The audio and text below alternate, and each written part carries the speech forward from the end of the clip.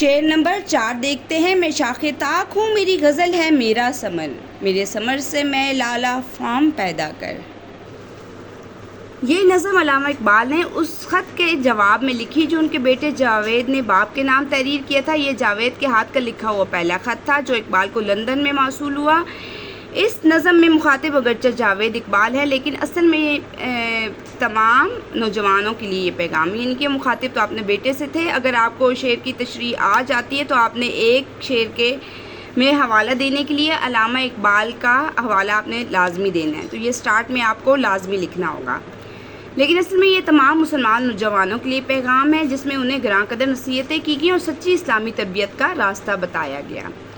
میں انگور کی بیل ہوں اور میری غزل یعنی شاعری ہی میرا پھل ہے۔ کون کہتے ہیں؟ علامہ اقبال کہتے ہیں کہ میں انگور کی بیل ہوں اور میری غزل اور میری شاعری میرا پھل ہے، تو میرے اس پھل سے اپنے لیے لالا جیسی سرخ شراب تیار کر لے۔ میں شراب پینے والا، لالا شراب، ٹھیک ہے، میں پینے والا اور لالا کہتے ہیں شراب کو۔ علامہ اقبال نے اپنے آپ کو انگور کی بیل سے اور اپنے کلام کو خوشہ انگور سے تشبیہ دی ہے، یعنی کہ علامہ اقبال کہتے ہیں کہ میں انگور کی بیل ہوں، جو میرا کلام ہے وہ خوشہ انگور ہے، یعنی کہ جو اوپر انگور لگتے ہیں، اور اپنے فرزند جگر پیون کی وساطت سے نوجوان ملت کو پیغام دیا۔ اپنے بیٹے کے ریفرنس سے انہوں نے پوری ملت کو پیغام دیا ہے کہ اس خوشہ سے میں لالا فام پیدا کر، مطلب یہ ہے کہ میں نے اپنے کلام میں جو اسرار و رموز بیان کیے ہیں ان کی معرفت حاصل کر کے پوری طرح ذہن نشین کرو، ان پر کاربند ہو جاؤ اور یوں اپنے ہی اندر مذہبی، ملی اور سیاسی شعور پیدا کرو۔ شعر نمبر 5 آخری شعر۔ میرا طریق امیری نہیں فقیری ہے، خودی نہ بیچ غریبی میں نام پیدا کر۔ میرا علامہ اقبال کہتے ہیں میری زندگی گزارنے کا طور طریقہ امیری نہیں ہے، درویشی ہے۔ تو بھی اس طریقے کو اپنا کر اپنی زندگی کا مقصد بنا لے اور اپنی خودداری قطع نہ بیچ بلکہ غریبی میں ہی نام پیدا کرو، یعنی کہ اپنی خودداری نہ بیچو اور امیری نہ اپناؤ کہ درویشی میں رہو اور غریبی میں ہی اپنا نام پیدا کرو۔ تیری خودداری تیرے لیے عظمت اور شہرت کا باعث بنے گی، مطلب یہ کہ انسان عزت اور شہرت ہی حاصل کرنے کے لیے اپنی خودی کو بیچتا ہے، یعنی کہ انسان جو ہے وہ عزت اور شہرت حاصل کرنے کے لیے اپنی خودی کو بیچ دیتا ہے اور اس کے عوض دولت حاصل کر لیتا ہے اور دولت کے ذریعے سے اپنا مقصود یعنی شہرت حاصل کرتا ہے۔ اقبال کہتے ہیں کہ اگر انسان ہمت اور استقلال سے کام لے تو غریبی میں بھی نام پیدا کر سکتا ہے، یعنی کہ دولت سے ہی نام حاصل نہیں کیا جا سکتا کہ اپنی خودی میں کو بیچا جائے، بلکہ انسان عظمت اور ہمت سے کام لے تو غریبی میں بھی اپنا نام پیدا کر سکتا ہے۔ لہٰذا نام پیدا کرنے کے لیے ضمیر فروشی کی ضرورت نہیں ہے۔ تو علامہ اقبال کہتے ہیں خودی کو نہ دے سیم و زر کے عوض، نہیں شعلہ دیتے شرر کے عوض۔ تو کہتے ہیں میں چاہتا ہوں کہ ملک کا ہر نوجوان اس مصرع کو لوہے دل پر کندہ کر لے، یعنی کہ دل پر لکھ لے کہ خودی کو نہ بیچ اور اپنے آپ میں خودی پیدا کرنی ہے تو غریبی میں بھی خودی پیدا کر سکتے ہو بشرطے کہ آپ میں ہمت اور حوصلہ ہو۔ تو کہتے ہیں خودی نہ بیچ غریبی میں نام پیدا کر۔ سچ تو یہ ہے کہ اقبال نے یہ مصرع نہیں لکھا، 2 لفظوں میں قوموں کے عروج کا فلسفہ بیان کر دیا۔ یہ ایک مصرع ہی نہیں ہے بلکہ 2 لفظوں میں قوم کے عروج کا فلسفہ بتایا ہے۔ وہ قوم کبھی سربلند نہیں ہو سکتی جس کے افراد خود فروشی کے مرض میں مبتلا ہوں۔ خود فروشی تو غلامی کی تعمید ہوتی ہے، اس لیے علامہ اقبال نے ہمیں تنبیہ کیا، یعنی کہ ہمیں نصیحت کی ہے، تیری زندگی اسی سے، تیری آبرو اسی سے، جو رہی خودی تو شاہی، نہ رہی تو رسوائی۔ یعنی کہ اگر تجھ میں جو ہے تیری آبرو اسی میں ہے، اگر تجھ میں خودی ہے، اگر تجھ میں خودی نہیں ہے تو پھر تو رسوا ہے۔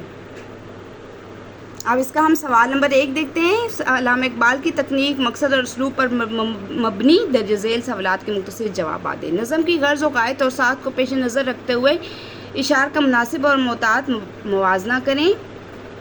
یہ نظم علامہ اقبال نے اپنے بیٹے فرزند اقبال کے ہاتھ لکھا ہوا پہلا خط پڑھنے کے بعد سپرد قلم کی تھی، چنانچہ اس میں شروع سے آخر تک پدرانہ شفقت کا رنگ نظر آتا ہے۔ مغربی قوموں کے اصول زندگی پائیدار نہیں ہیں، نیز ان کے معاہدے کانچ کے برتنوں کی طرح کمزور اور ناقابل اعتماد ہیں۔ ان کے علوم و فنون اور خیالات میں بھی پختگی اور افادیت نہیں پائی جاتی۔ غرض یہ کہ اقبال کی یہ اصطلاح مغربی اقوام کی پوری زندگی پر غالب آ سکتی ہے۔ احسان نہ اٹھانے سے اقبال کی مراد یہ ہے کہ ان کی تہذیب اور ان کی معاشرت اختیار مت کرو، ان کے افکار اور خیالات کو مت قبول کرو، جو علوم و فنون انہوں نے ایجاد کیے ہیں ان کو بے شک حاصل کر سکتے ہو، لیکن قوم کی تقلید نہ کرو۔ سوال نمبر 2، سوال ہند سے مینا اور جام پیا کر سے کیا مراد ہے؟ اس مصرعے کا ترجمہ یہ ہے کہ اگر شراب پینا چاہتے ہو تو ان پیالیوں میں پیو جو ہندوستان کی مٹی سے بنے ہوئے ہیں۔ مطلب یہ کہ آپ نے وطن اور اپنی تہذیب سے محبت کرو۔ واضح ہو کہ اقبال وطن دوستی میں کسی بڑے سے بڑے نیشنلسٹ سے کم نہیں تھے۔ وہ کہتے ہیں کہ اگر شراب پینی یعنی کہ وفادار رہنا ہے تو اپنے وطن سے وفادار ہو، نہ کہ دوسروں کی پیروی کرو۔ سوال نمبر 3، علامہ اقبال نے اپنے تحریک کو فقیری کیوں کہا ہے؟ علامہ اقبال نے اپنے تحریک کو فقیری اس لیے کہا ہے کہ فقر کا یہ مفہوم انہوں نے نبی کریم صلی اللہ علیہ وسلم کی حیات طیبہ سے اخذ کیا ہے۔ حیات طیبہ کا مطالعہ کیے بغیر علامہ اقبال کے تصور کا مفہوم سمجھنا ممکن نہیں۔ نبی کریم صلی اللہ علیہ وسلم کی پوری زندگی فقیرانہ اسلوب کا نمونہ اور فکر کی عملی تفسیر ہے۔ نئے صبح و شام پیدا کرنے سے علامہ اقبال کی کیا مراد ہے؟ اقبال کا مطلب اس سے یہ ہے کہ جس سرکار دو عالم نے نئی دنیا پیدا کر دی، دنیا میں بڑا انقلاب برپا کر دیا ہے، اسی حضور صلی اللہ علیہ وسلم کے غلام بھی حضور صلی اللہ علیہ وسلم کے نقش قدم پر چل کر دنیا میں انقلاب برپا کر سکتے ہیں۔ سکوت و لالا اور گل سے کلام پیدا کرنے کی کیا شرط ہے؟ تو اس کا جواب یہ ہے کہ اس بات کا مقصد یہ ہے کہ اگرچہ لالا و گل زبان نہیں رکھتے، لیکن اگر فطرت شناس ان کی بناوٹ پر غور کریں تو وہ زبان حال سے خالق کائنات کے وجود پر گواہی دیں گے۔ اگلا سوال دیکھتے ہیں۔ علامہ اقبال نے چونکہ یورپ کی تہذیب اور معاشرت کو قریب سے دیکھا تھا، جب آپ کے بیٹے جاوید اقبال اعلیٰ تعلیم کے سلسلے میں انگلستان گئے تو وہاں کی تہذیب و تمدن اور معاشرت سے روشناس ہوئے۔ علامہ اقبال نے اپنے بیٹے کو اس نظم کے ذریعے مشرقی اور مغربی تہذیب میں فرق بتایا۔ الغرض انگلستان کی تاریخ اور ادوار علامہ اقبال اور جاوید اقبال ہمارے سامنے آ جاتے ہیں۔ نظم جاوید کے نام پڑھ کر اس زمانے کی انگلستان کی تاریخ سے واقفیت حاصل کرتے ہوئے عصری تناظر میں اس کی اہمیت پر رائے دیں اپنی۔ تو اس کا جواب یہ ہے کہ یہ نظم اقبال نے اپنے فرزند جاوید اقبال کے لکھا پہلا خط لکھنے کے جواب میں لکھی تھی۔ چنانچہ سے شروع سے آخر تک لے کر پدرانہ شفقت یعنی کہ باپ کے شفقت کا رنگ جھلکتا ہے۔ معلوم ہوتا ہے کہ مرحوم اپنے لخت جگر میں کون کون سی خوبیاں دیکھنا چاہتے تھے۔ علامہ اقبال نے اس نظم میں بیان کیا کہ مغرب کے اقوام کے اصول زندگی پائیدار نہیں ہے، نیز ان کے معاہدے کانچ کے برتنوں کی طرح کمزور اور ناقابل اعتماد ہیں۔ ان کے علوم و فنون اور خیالات میں بھی پختگی اور افادیت نہیں پائی جاتی۔ غرض یہ کہ اقبال کی یہ اصطلاح مغربی اقوام کو پوری زندگی پر غالب آ سکتی ہے۔ احسان نہ اٹھانے سے اقبال کی مراد یہ ہے کہ ان کی تہذیب اور ان کی معاشرت اختیار مت کرو، ان کے افکار اور خیالات کو مت اپناؤ، جو علوم و فنون انہوں نے ایجاد کیے ان کو بے شک حاصل کر سکتے ہو، لیکن ان کی تقلید مت کرو۔